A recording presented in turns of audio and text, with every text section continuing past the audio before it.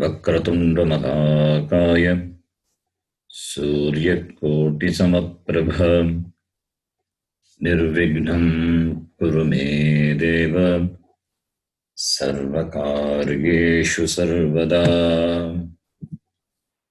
सरस्वती नमस्तुभ्यं वरदे कामरूपिणि विद्यारम्भं करिष्यामि सिद्धिर्भवतु मे सदा।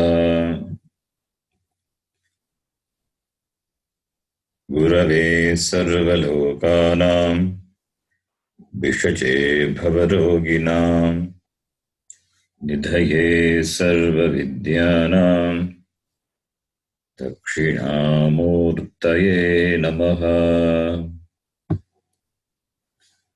ईश्वरो गुरुरात्मेति मूर्तिभेदविभागिने व्योमवद्व्याप्तदेहाय दक्षिणामूर्तये नमः।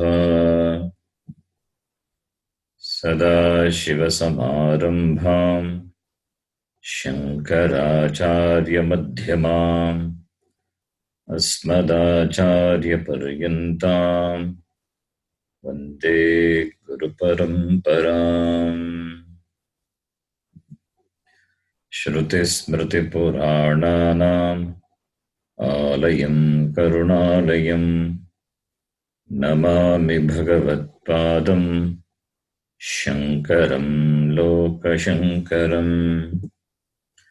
साक्षात्कृतं दयानन्दं परमार्थस्वरूपिणं तत्त्वज्ञानप्रशास्तारं प्रणतोऽस्मि परं पदम्। ॐ सहना भवतु सहनौ भुनक्तु सह वीर्यङ्करवावहै तेजस्विनावधीतमस्तु मा विद्विषावहै।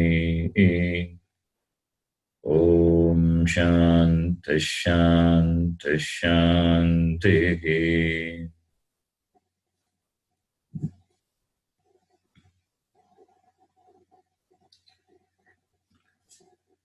Today is our third class to the introduction to Vedanta. We have seen in the last class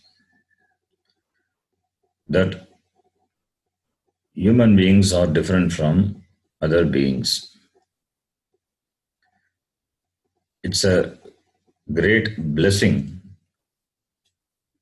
to be born as a human being.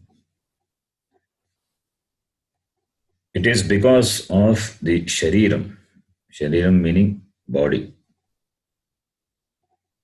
Shiryamana subhavatvat shariram meaning body.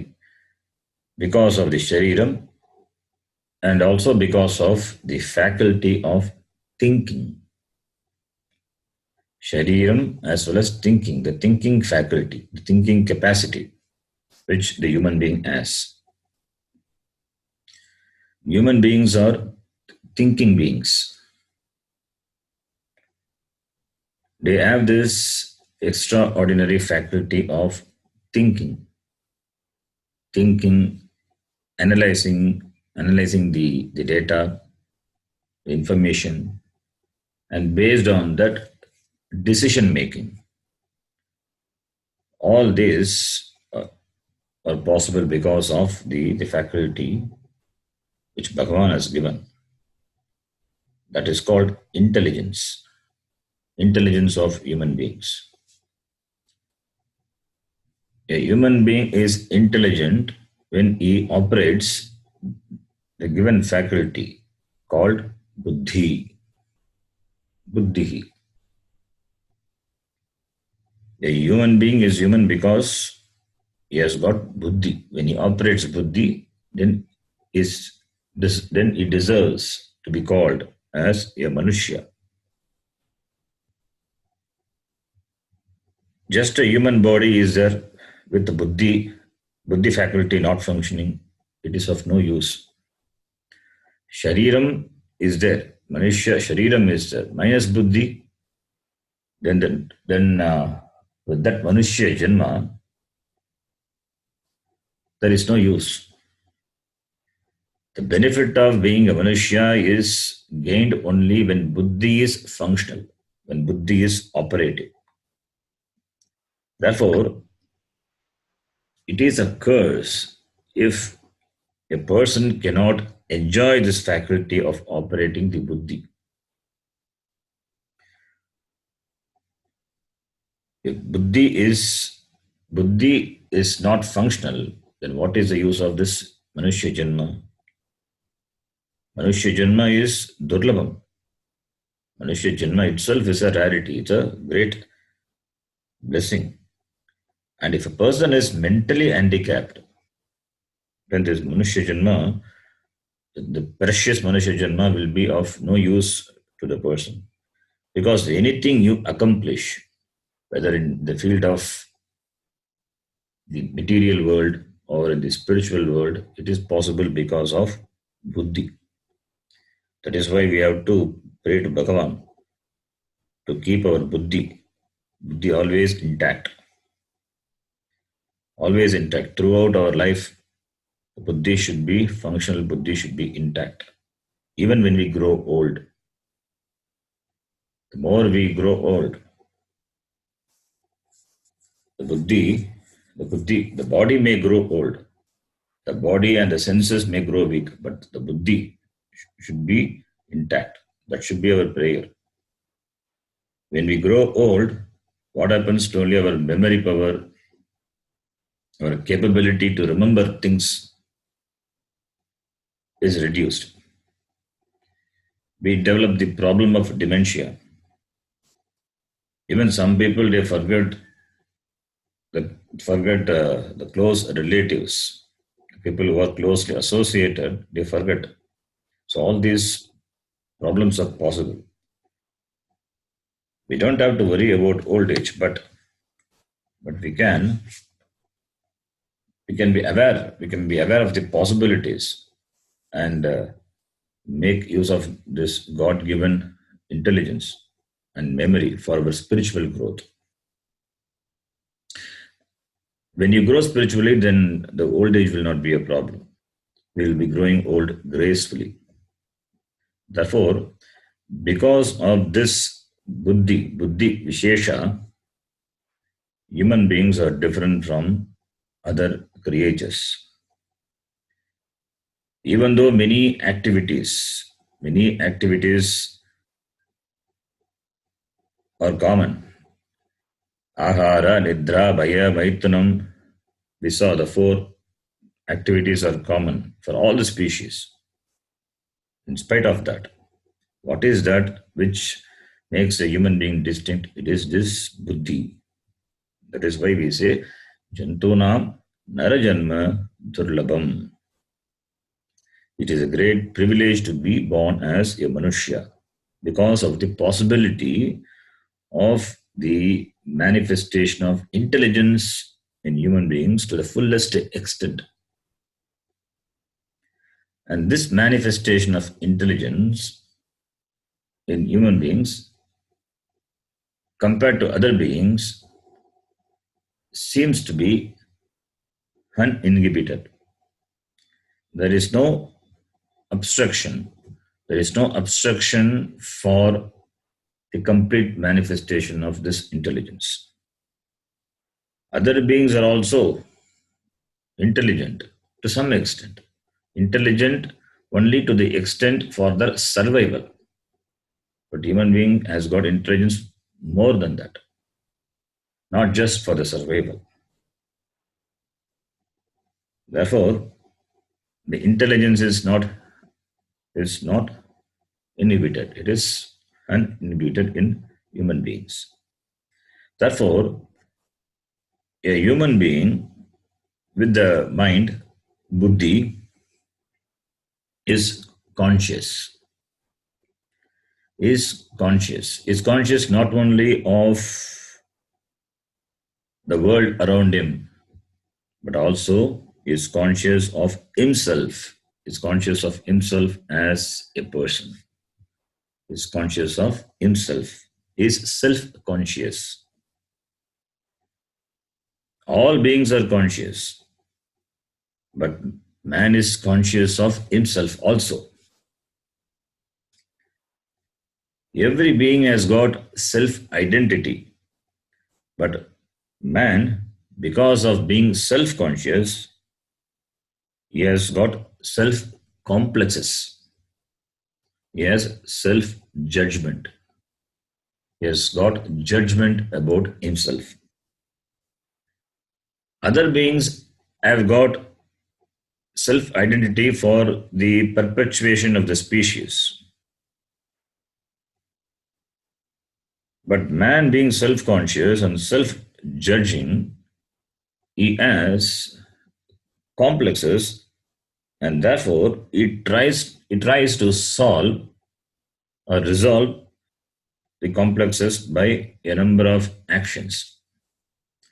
Other beings, they do action for the survival, for the perpetuation of their species. It doesn't require any special intelligence. But man, because being self conscious and self judging, and therefore he has got a lot of complexes, he engages in a variety of action to resolve those complexes born of self judgment, self conclusion. We will talk about the action part of the human beings later. He engages in a variety of actions that we will talk about later. First, let us understand the complex he has. That is why this human being is a complex being.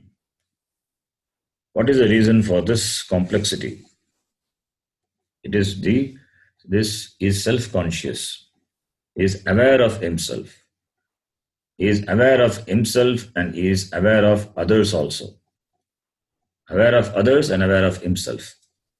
He has got certain ideas, certain conclusions about himself. Whether the conclusions are acceptable to him, that is the question. I am a self conscious person. This nobody can disagree. Everyone is everyone is self conscious, aware of oneself. Therefore, therefore, everyone everyone has certain judgment about themselves. I am a self conscious person, and therefore I have certain judgments about myself. For example, I am a man, I am a woman, I am a young man, I am an old man, I am tall, I am short, I am dark in color, I am black, I am white, I am brownish, and I belong to this country. I'm an Indian, I'm an American, and nativity. So all these conclusions about myself, they may be real. They are real. Not they may be, they are real, but they are harmless conclusions. These are harmless conclusions about myself. So I don't have any problem to deal with that. I am an Indian. There is no problem in that conclusion. It's a fact also. It's a real fact. But the moment you judge, the moment you judge, you conclude about yourself being insignificant. That I am insignificant. I am small. I am nothing. I am useless. I am limited. Such self judgments, self conclusions, you will not be able to withstand. Such conclusions are possible and they are there Such conclusions you cannot withstand. Such conclusions about you yourself cannot withstand. But its conclusions are there. That is why it becomes complex. Because he is self conscious and therefore he has got certain conclusions about himself, and those conclusions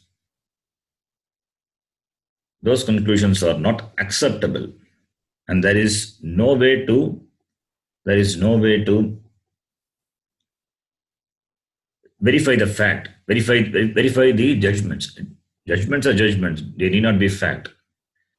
This judgment that's about myself, I am insignificant, I am small, I am not okay, I am limited, I am not complete. This conclusions about myself, how to verify it?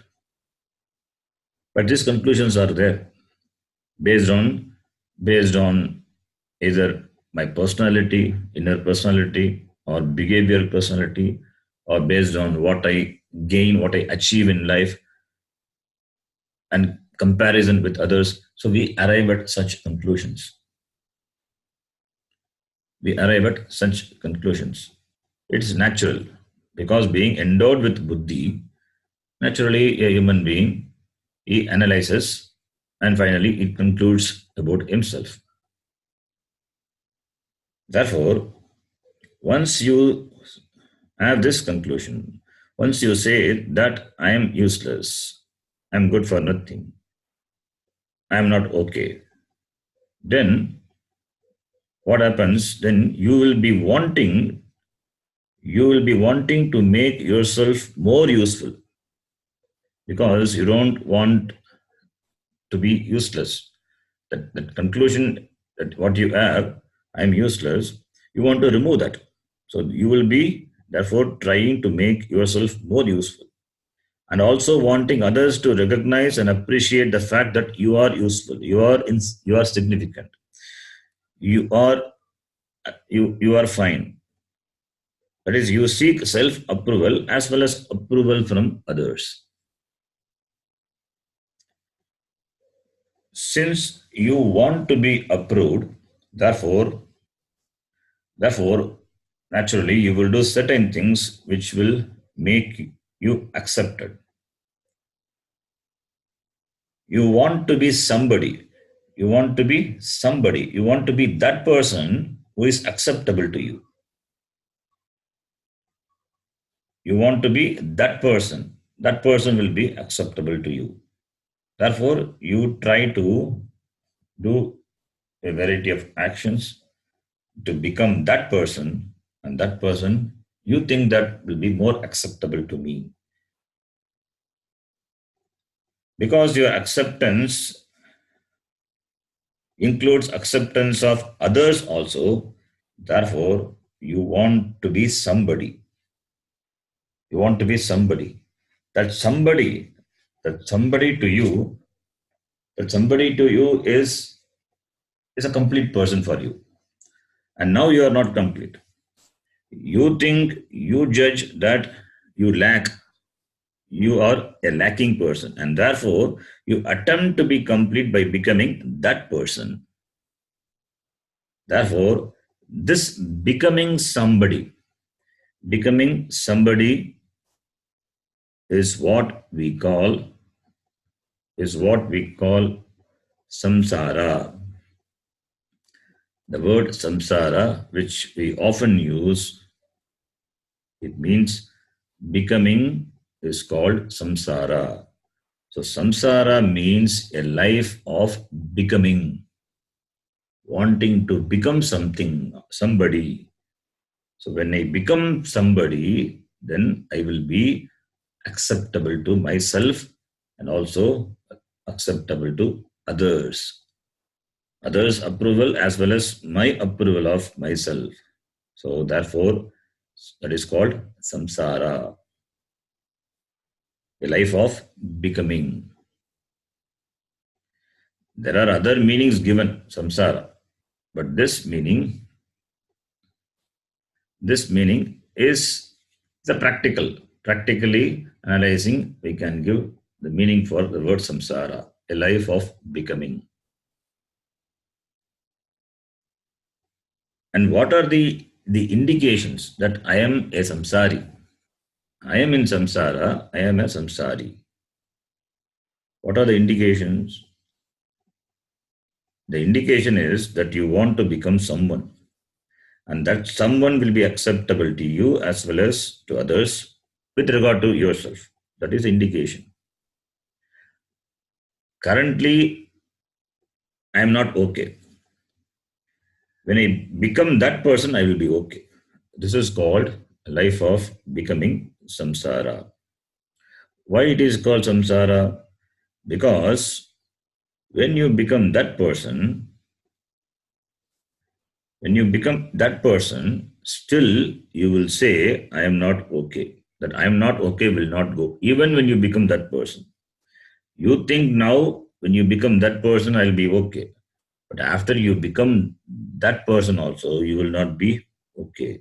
That I'm not okay will not go. Because your expectation will not remain the same. Now your expectation is different. Later, when you become that person, then you will say, I will be okay if I become like another person.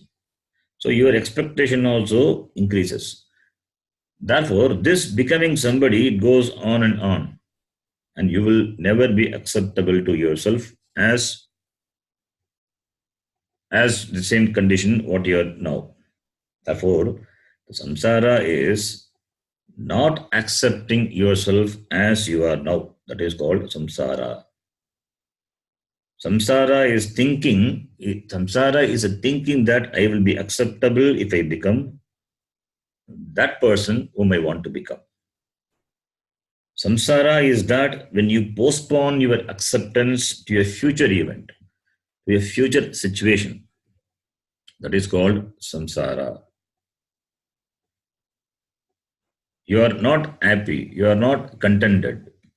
Your acceptance of yourself lies in the acceptance of others as well as yourself. These are the indications of samsara. So, samsara is a bondage. This life of becoming is a bondage because it never allows me to be free. And therefore, nobody enjoys this samsara. This is a bondage. That is why that is why you ask for freedom. That is why you ask for freedom. You want to be free. You want to be accepted to yourself.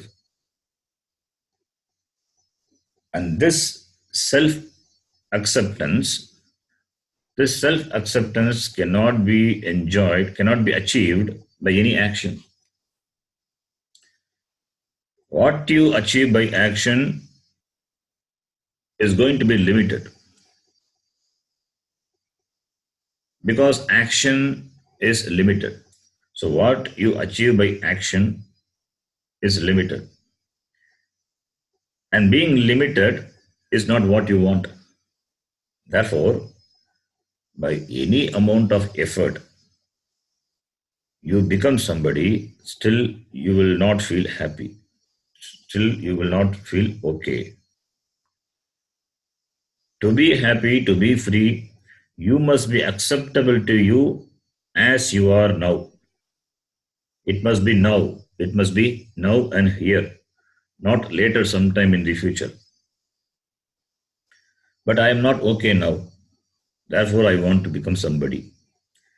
And this becoming somebody will continue endlessly, it will continue tirelessly. And that is what we have been doing in so many janmas. So many janmas we have taken, and this is what we have been doing. We are perpetuating our samsara from janma to maranam, maranam to janma. So, caught in this cycle of birth and death.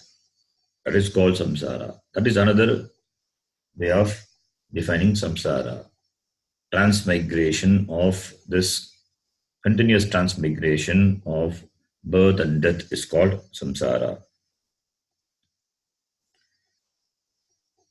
So, if we discover the fact that wanting to become wanting to become, that will not solve my problem, then it's a great thing.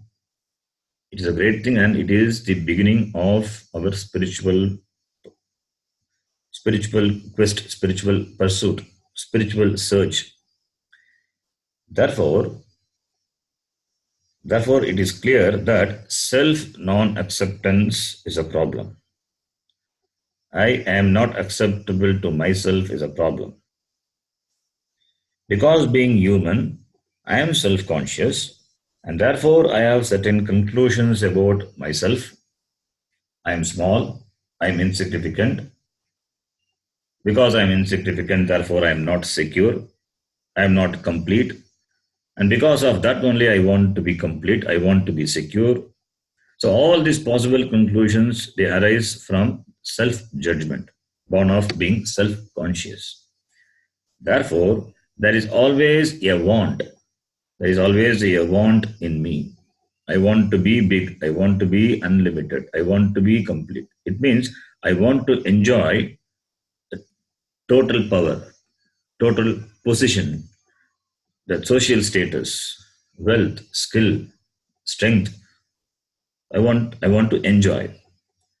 So therefore, this continuous murmur of I want is samsara, and the discovery and the recognition of this wanting person, that is the first step. That is the first step in our spiritual quest. I am a wanting person is to be recognized. Only when you discover that, only when you recognize that, then only we can analyze and ascertain the truth of it. I am a wanting is to be recognized. First of all, we have to appreciate that thinking. Yes, I am a wanting person. Only when you recognize that, then you can ascertain the truth of it, whether it is true or not. If I am a wanting person now, if I am a wanting person now, then I will be ever a wanting person. Though you would have achieved great success and positions in life, still you will be a wanting person.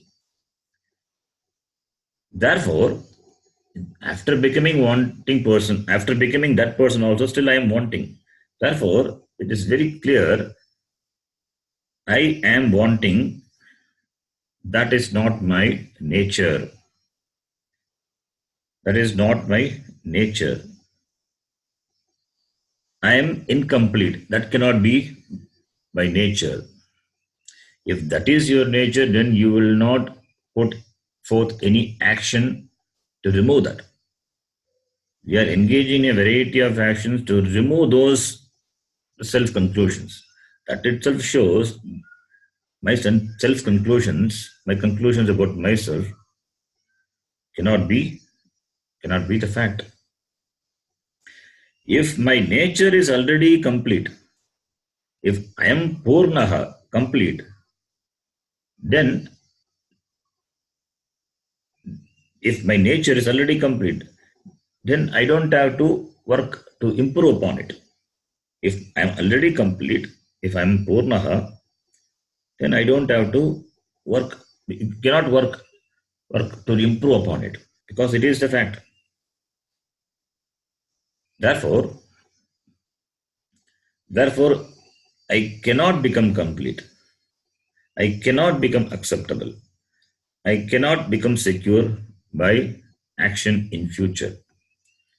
If I am incomplete now, I will be incomplete ever.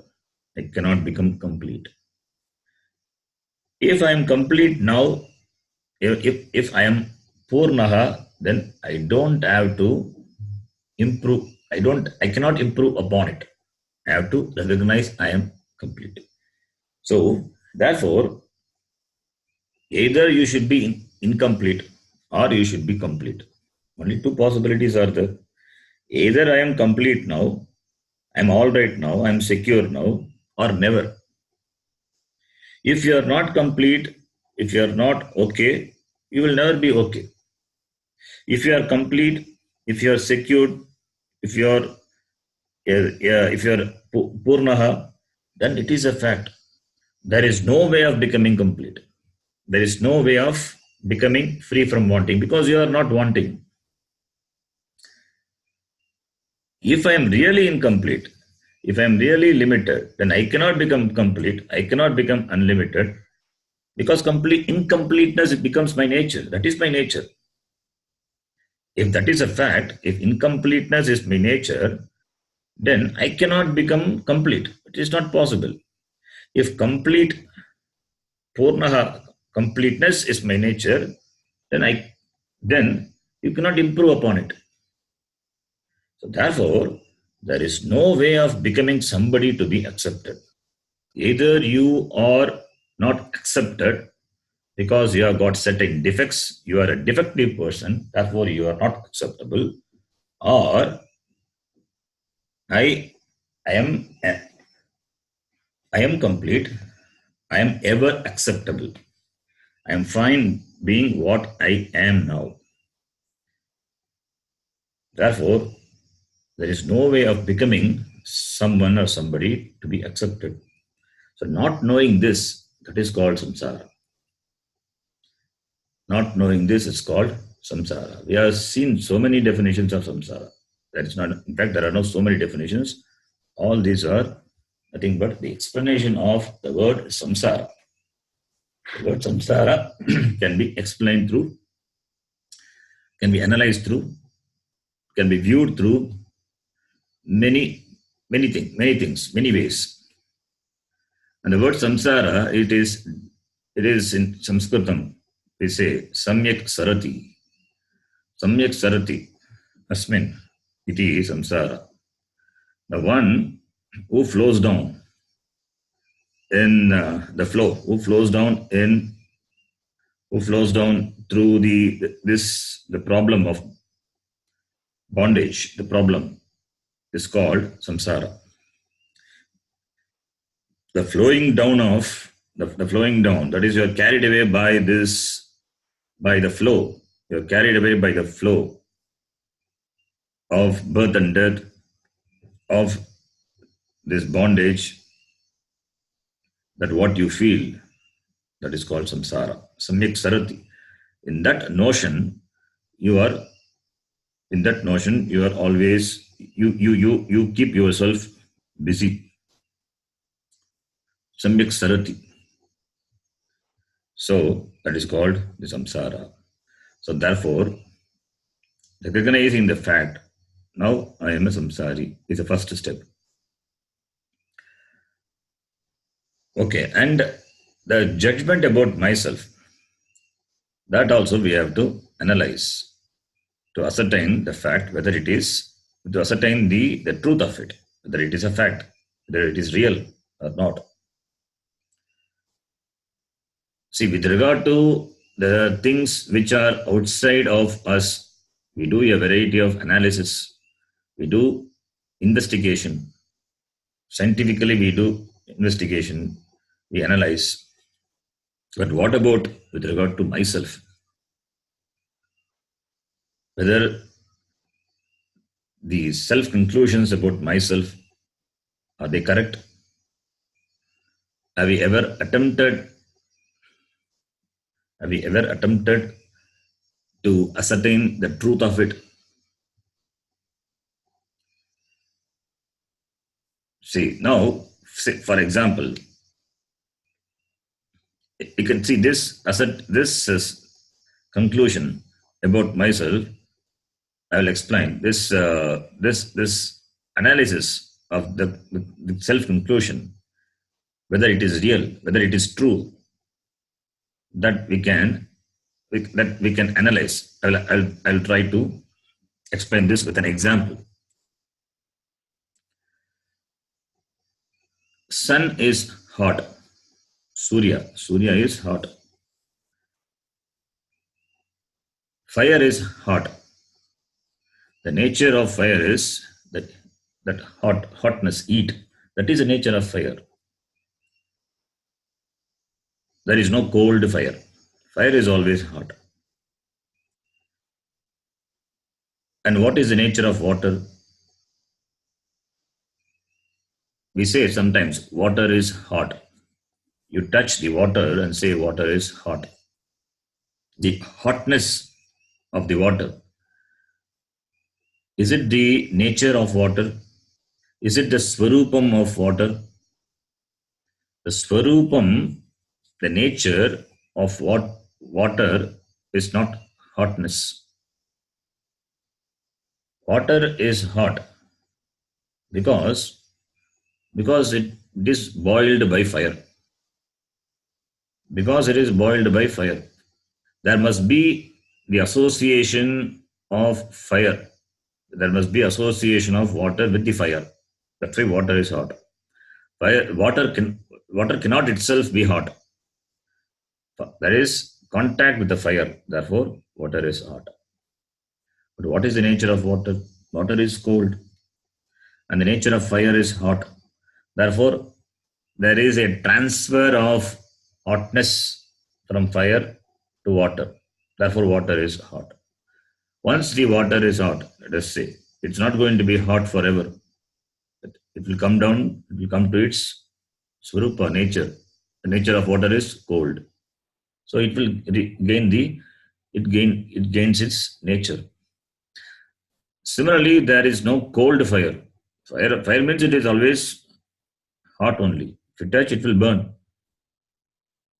It's not that fire is cold in India and it will be hot in Antarctica. No.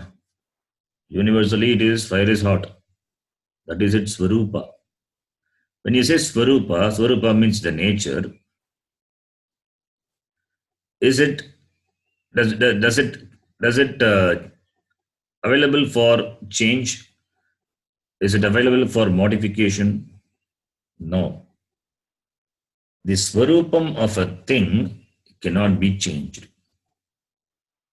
The swarupam, the word swarupam means the nature.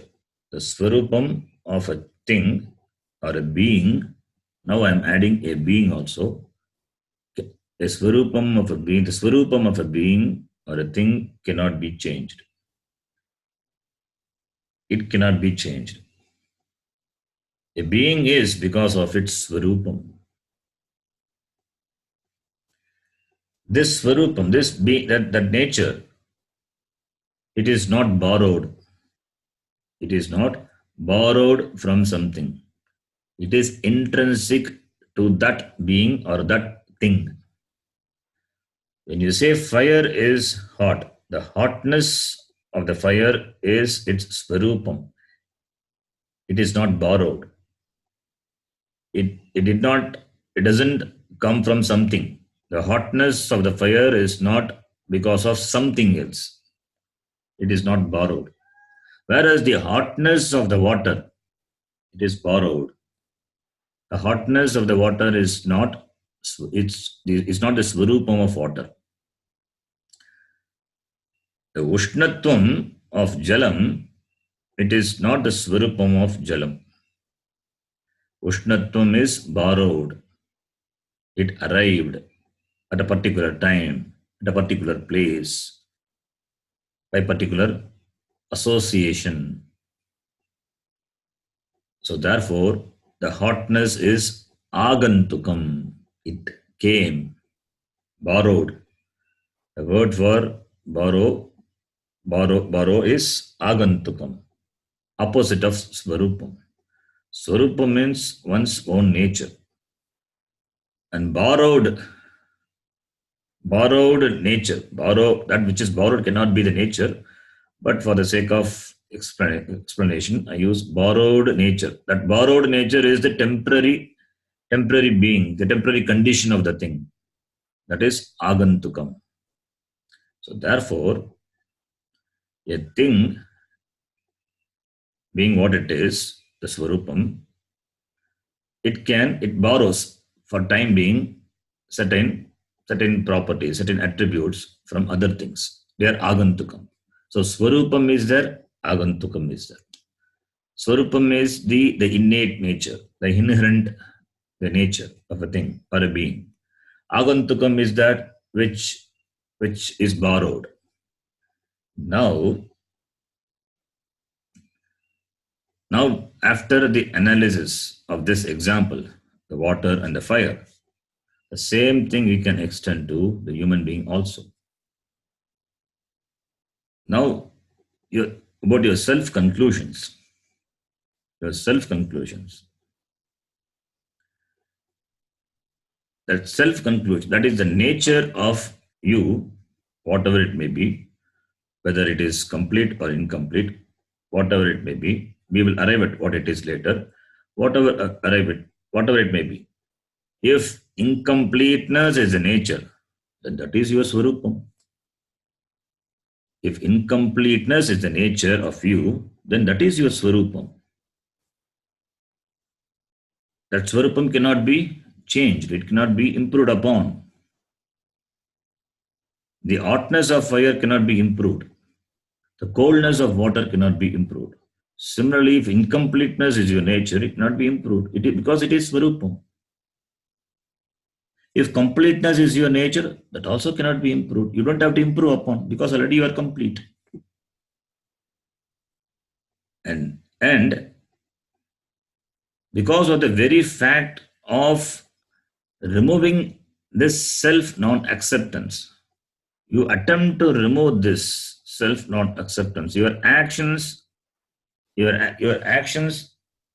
are are directed to uh, remove this remove this self non acceptance. That itself shows that that you are acceptable to yourself. You are fine being what you are because you cannot remove that which you are not. So, therefore, you are fine being what you are, and this, this, this action, which by which what I, which I want to remove this self non-acceptance. That removal, that when you say that I want to remove this self non-acceptance, that itself shows that self non-acceptance cannot be your nature because your action in itself shows there is a possibility of removing this self non-acceptance. Therefore, self non-acceptance that cannot be your swarupa. If that is not possible, then you will not engage in any action because the possibility is that therefore you engage in action. Therefore, this self conclusion cannot be your swarupa. So your conclusions are baseless conclusions. Your conclusions about yourself are baseless. Therefore, it is not your swarupam. Then what are they? The conclusions about myself, they are agantukam. You borrow these conclusions. You borrow these conclusions, and therefore you suffer. You see how tricky is. The conclusions are borrowed. You imagine such conclusions. You imagine that you are so and so. I am insignificant. I am a wanting person. You imagine. See, if your imagination is it's good and it's for yours, it's you. If it makes you happy, then it is fine. But it doesn't make you happy. Here, the imaginations, the conclusions are not conducive for your well-being, happiness. But it is there. It is agantukam. It is not your swarupam. Because it is agantukam, therefore, you need not work to remove that. Because it is not your nature. That has to be understood. But that is not easy. That is not that easy as we think. Therefore, now we have therefore we have recognized the fact that I have this problem of self non-acceptance. That problem is there, but I don't know that I am acceptable. That is my swarupam. I am fine being what I am. My swarupam being what it is. It is fine. It is acceptable. That I don't know now. Therefore, I engage in a variety of actions to improve myself, to improve my physical personality, or to improve my interpersonal personality, or emotional personality, or my social, the personality. We do engage in a variety of actions. And this actions in Sanskritam we called pravrittihi. Pravrittihi meaning actions. You engage in a variety of actions. Pravritti. Pravritti for what? Pravritti to remove this the wrong self notion. I don't know it is wrong, but for me now it is. That is it is what I am. I don't know now the self conclusions about myself are wrong. I'm so convinced that my self conclusions are right. Therefore, to remove that, to remove the notion about myself, I engage. Either I engage in a variety of action or I disengage from many things. Two possibilities are there. Two possibilities are there. One is engaging in action. Other one is disengaging from doing certain things. Both things are possible. By both things, what I try to do, I try to improve upon my self-image. I try to improve myself. So in Sanskritam, engaging in action is called pravritti. Engaging in action is called pravritti.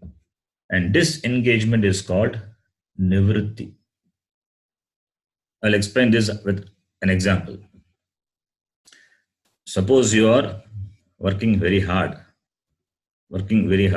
to buy a house, buy a flat, buy an apartment, let us say. You're working very hard. You work for so many years, you earn a, a good amount of money, and you bought the flat. That is pravritti. So many years of effort and the money what you accumulated, now you have invested in buying the flat. So this is pravritti is there. You bought this flat from a person. You want to buy the flat. So there is pravritti in you. You bought this flat from the person, from another person. He was enjoying the flat since now, but now he wants money. He wants money for some immediate purpose. Therefore, he want to sell it off. Now this flat became a burden for that person. He could not manage the flat. He could not maintain the flat. So therefore, you want to dispose of the flat. What is the action is doing now? Nivritti. You want to disown it. You want to own it, and the other person want to disown it. Owning it by putting forth a variety of actions, a lot of effort. That is called pravritti, and nivritti is disowning. That also involves action. So both are there. So pravritti and nivritti. So by pravritti and nivritti, what we try to get, what we try to achieve, by pravritti or nivritti, what I want to become is I want to be happy. I want to be complete. Sometimes is being happy. Being happy is is is uh, is being complete. So when do you feel happy? When you are comfortable with yourself. When you have the sense of completeness, not absolute completeness, that is not possible. In the relative sense, relatively you feel complete. Therefore, you are happy. Relatively, you feel that you are an accomplished person. Therefore, you feel happy. So, for happiness, for gaining happiness, we engage in a variety of actions, either pravritti or nivritti. And our shastram, it knows the pravritti and nivritti of these manushas, the human beings. Knowingly or unknowingly, we are doing this pravritti and nivritti. Our shastram knows that we engage in actions either to gain it or to disown it. To achieve what? To achieve certain things. To achieve certain things. to achieve certain things. That what we call that achieving certain things in life. Let us call it as goal, human goal, because the goal is something which I have to achieve. There's a if there are effort involved, time involved, and other factors are involved in achieving what I want.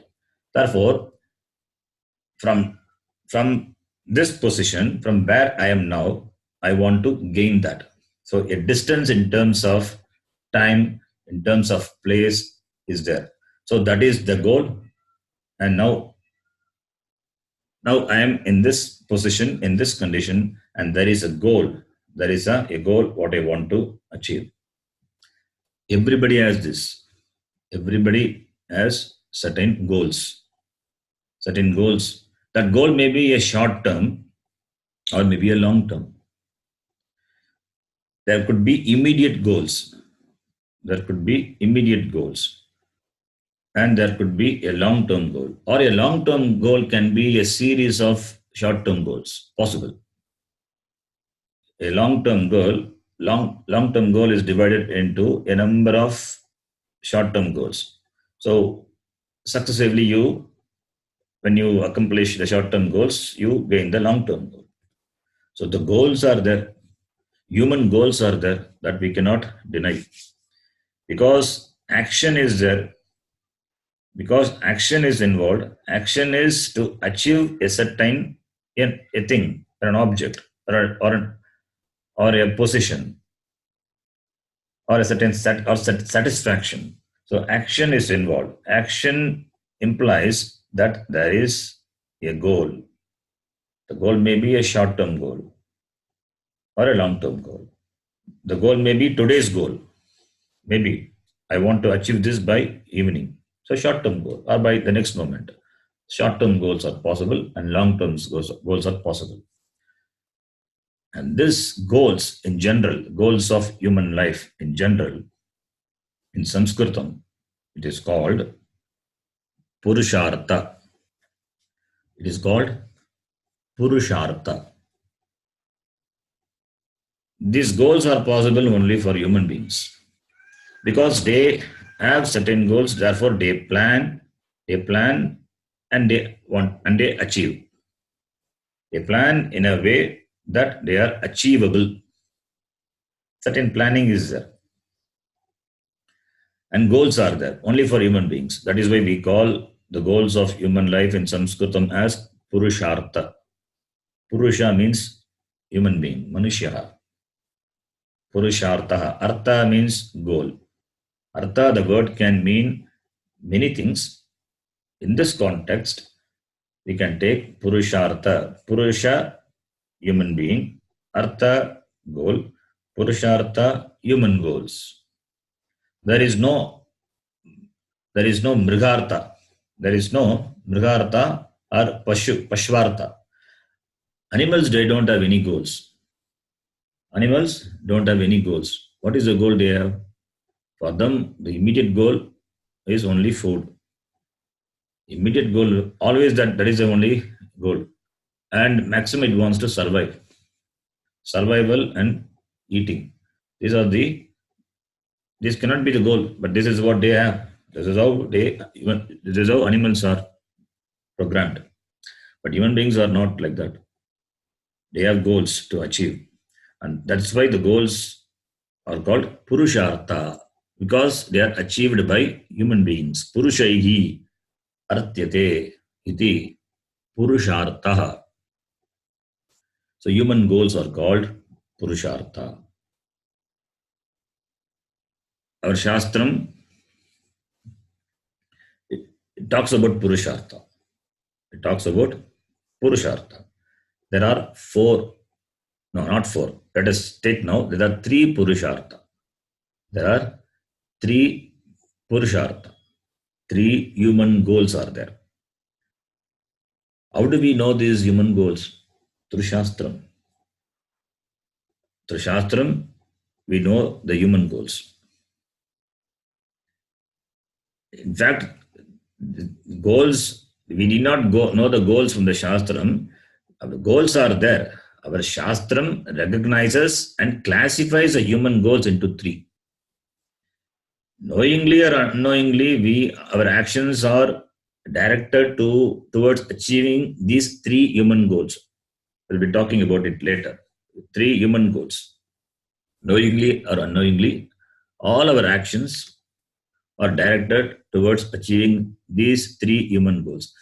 But our Shastram, it recognizes that, and therefore it says Trivida Purushartha. Three types of Purushartha generally human beings are engaged in.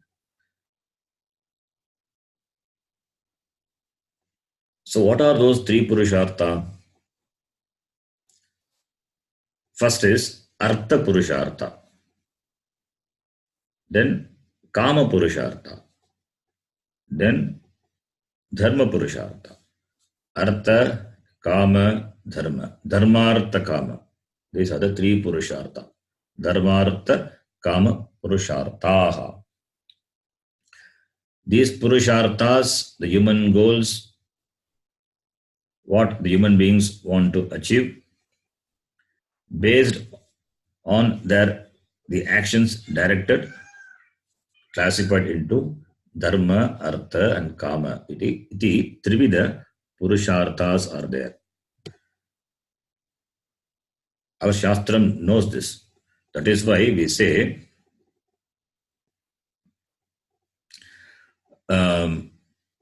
these Purusharthas, which are known through the Shastram, these Purusharthas which are known the Shastram, that is Anena Vindati, Trivida Purusharthaha, Trivida Purushartham Vindati Yena, that is called Shastram. That is called Veda. That by which we know these three Purusharthas, they are called Veda. Vedena Vindati. Through Shastram, we come to know this Purushartha. Shastram classifies the human goals into the three for our understanding. There could be many ways of classification, but our Shastram classifies this into three. Any human action can be put into this one of the three, either dharma, or artha, or kama. Any action you analyze, what you do, it will fall in one of this category. And what are they? Artha, dharma, kama. Each purushartha we have to analyze in detail. It's a big topic. We can do analysis of this purushartha for any number of class, but this is going to be a brief introduction to Vedanta. So we will analyze briefly what are these three purushartha. You will be surprising. Actually, four purushartha. Why it is three? Yes, we will come to the fourth purushartha later, because in the beginning of life we are not concerned about the fourth purushartha. We are not worried about the fourth purushartha. Our focus is only on the three purushartha: dharma, artha, kama. Fourth purushartha, it doesn't come to the forefront in the beginning itself, because we are not interested in that. Once we become interested, then the Shastram will say, yes, there is a fourth Purushartha is there. That is what I am also interested in teaching. The Shastram will say. That is why it is called Shastram. Shasanat Trayate. But doesn't mean that Shastram doesn't recognize the three Purushartha. It also recognizes that, and it also prescribes various actions to achieve the three Purusharthas.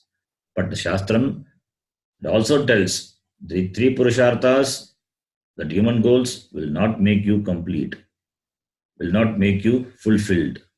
It will not make you free from being a wanting person. The Shastram advises that. At the same time, the Shastram recognizes relatively these three Purusharthas a human being must achieve, must gain. Because the achievement of the three Purusharthas to a relative degree will only enable the human being to go for the next Purushartha. What is that? What is the next Purushartha? That is called Moksha Purushartha. That we will not talk about immediately. We will talk about the three Purusharthas in the next class, starting from Artha Purushartha. Purushartha meaning human goals, that you know. Purushaihi Artyate, that Purushaihi Artyate, that which is sought after. That which is sought after by the human beings is called Purushartha. And the first Purushartha, what we will be seeing in the next class is Artha Purushartha. What does it mean? We will see. We will see in the next class. So we can stop here. Om Purnamadah Purnamidam Purnat Purnamudachyate Purnasya Purnamadhaya Purnamevavashishyate. Om Shanti Shanti Shanti. Harihi Om Shri Gurubhyo Namaha. Harihi Om. Dhanyavada.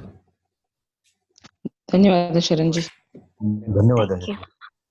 धन्यवाद गुरुजी. धन्यवाद.